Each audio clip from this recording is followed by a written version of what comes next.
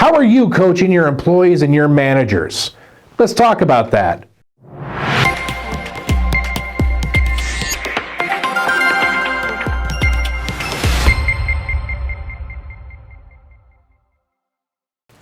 Hello everybody and welcome to another episode of the BluePrint. I am your host Eric Messer, and I have with me today Mary Starr, who's joining us as we talk about management and employee coaching. So thank you so much, Mary, for joining us. My pleasure. Happy to be here. Wonderful.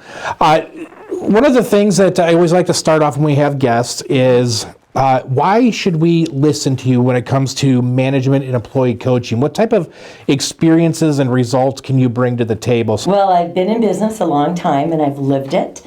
And I will say that the pivotal point was in 2008 when I began to build a culture by design. Every organization has a culture, but very few have been built by design. I had done a lot of reading, I knew it made sense, and I began the process, and I will tell you that the value received on that investment since 2008 even shocked me. It has been incredible. So a lot of mistakes before you found the golden grail, so to speak? Absolutely. How can you build a culture of coaching and development when you have these people spread out at different job sites and even working with different leaders that are nothing alike?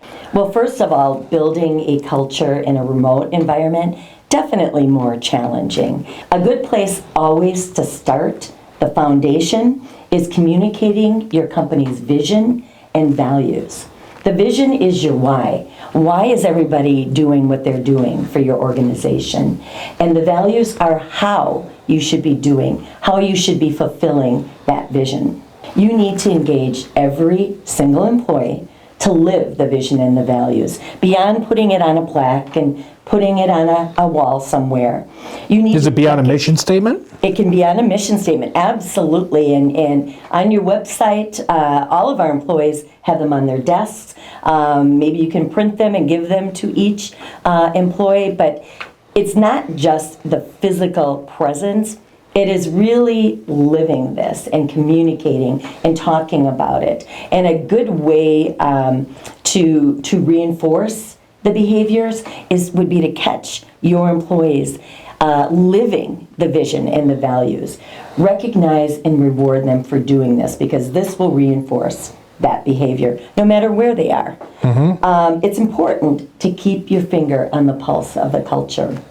And you can do that by conducting a confidential culture survey. This gives your employees a voice. It can be in paper, it can be online, doesn't matter where they are. At the Star Group, we do a culture survey once a year.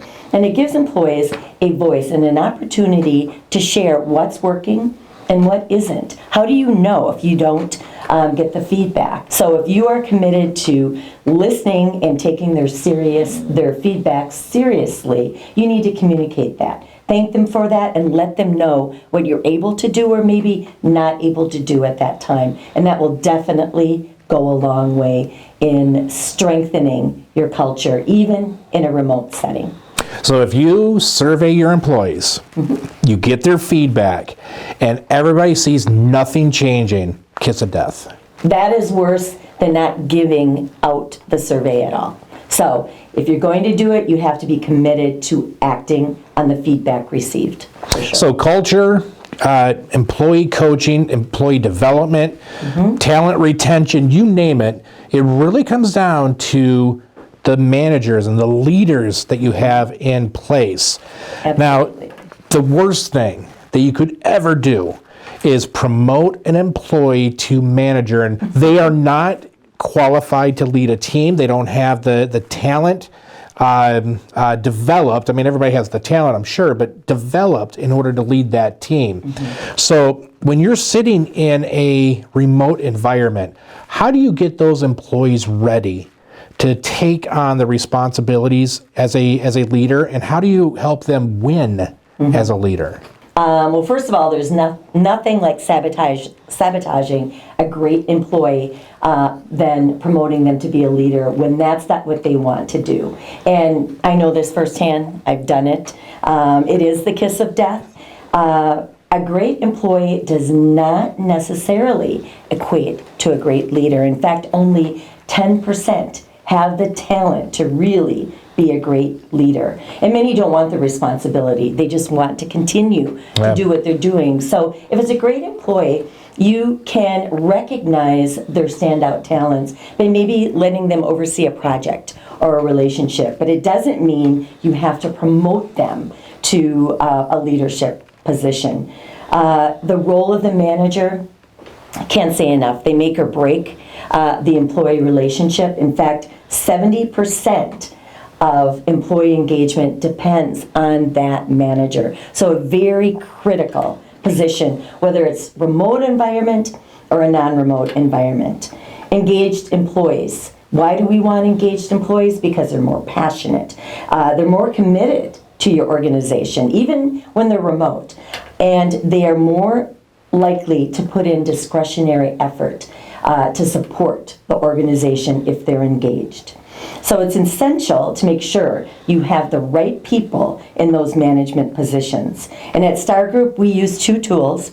We use Gallup's Strength Finder, and we use Culture Index to determine the strengths of our employees and who might have the talent to move into a leadership role.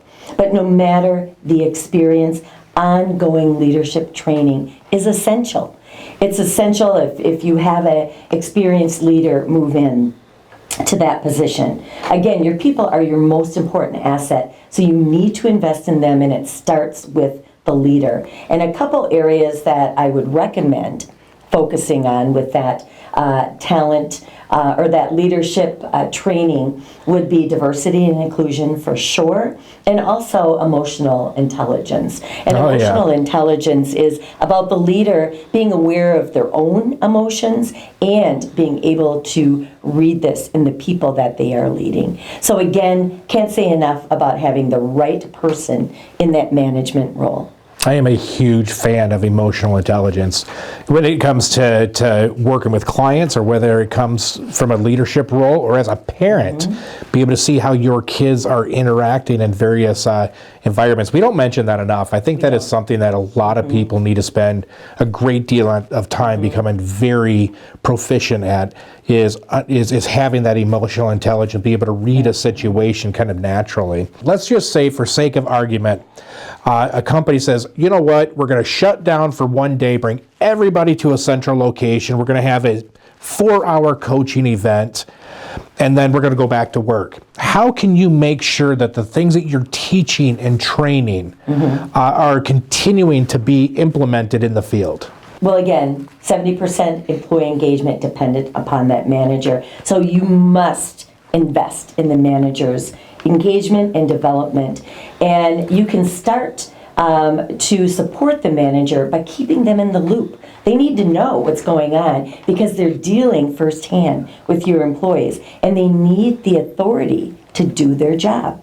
Employees want a coach. They don't want a boss. They want someone who is going to guide and develop them. And they want someone who is focusing on developing their strengths rather than fixing their weaknesses. This is called strength-based management, which, Eric, I know you know a lot about. Very passionate about. Yes, and as you know, employees will be twice as engaged if you use this strength-based approach.